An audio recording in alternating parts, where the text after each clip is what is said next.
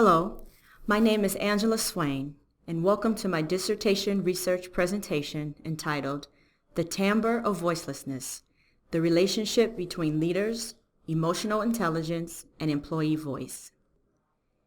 Emotional intelligence and employee voice play a significant role in organizational success.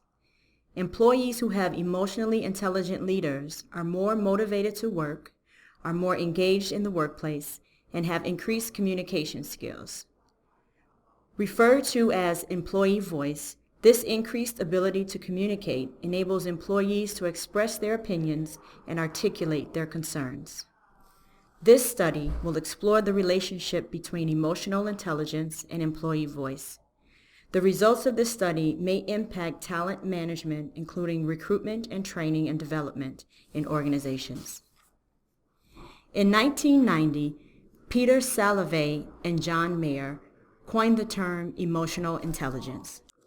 They described it as a form of social intelligence involving the ability to monitor one's own and others' feelings and emotions, to discriminate among them, and then use this information to guide one's thinking and actions. In 1995, Daniel Goleman asserted that emotionally intelligent people have 4 characteristics: self-awareness, self-management, social awareness, and social skills. In other words, they were good at understanding their own emotions, managing their emotions, were empathetic to others' emotions, and managing others' emotions. In this research study, emotional intelligence refers to the ability to be aware of others' emotions, personalities, and traits that differentiate each person, cognitive reasoning, and interpersonal relationships. There are numerous personal qualities associated with emotional intelligence, including zeal, self-control, compassion, persistence, and empathy. The ability to identify emotions enables a person to deal with and adjust to various situations in the workplace. It also helps create and maintain good relationships with employees. Using the terms voice, exit, and loyalty, in 1970, Albert Hirschman developed a formal theory of voice. At that time, he specifically applied his theory to competitive markets. He suggested that loyalty was the mediator between exit and voice, and that organizations seek to remedy their shortcomings to stay competitive. In 1984, Richard Freeman and James Madoff applied Hirschman's ideas to employees, thus coining the term employee voice. In this study, employee voice is employee participation in the organization's decision-making process. There are numerous benefits to increased employee participation, including increased productivity and improved systems. This information regarding emotional intelligence and employee voice are important in formulating my problem statement. The problem is leaders who do not connect emotionally with employees are perceived as lacking empathy and lowers employee enthusiasm.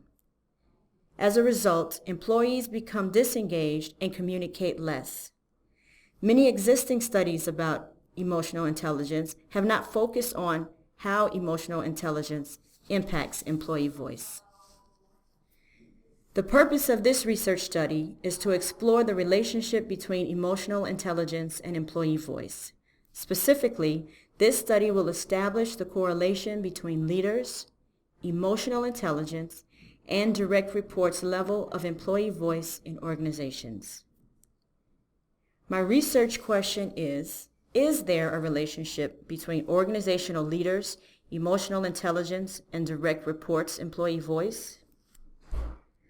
As such, the null hypothesis is that there is no correlation between organizational leaders, emotional intelligence, and level of employee voice. The alternative hypothesis is that there is a significant correlation between organizational leaders, emotional intelligence, and level of employee voice. My theoretical framework is the leader-member exchange theory. This theory asserts that organizational leaders make decisions initiate an exchange with subordinates, and that depending on the quality of the relationship that exists between leaders and subordinates' level of responsibility, decision-making, and access to organizations' resources are influenced.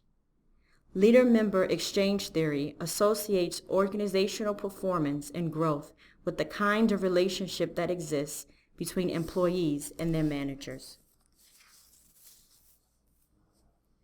I will use archival data from the University of Illinois at Chicago's Leotold Institute. Specifically, a quantitative research design involving 100 participants from both public and private sectors. Participants are managers and direct reports. I will analyze data using the SPSS program. Since I am using archival data, I will not present physical harm to participants. I will, however, hold all the information obtained through the Institute in confidence and shred all of their information after the completion of my dissertation. Thank you for your time. Here are a few of the references for your review. I look forward to exploring this topic with you.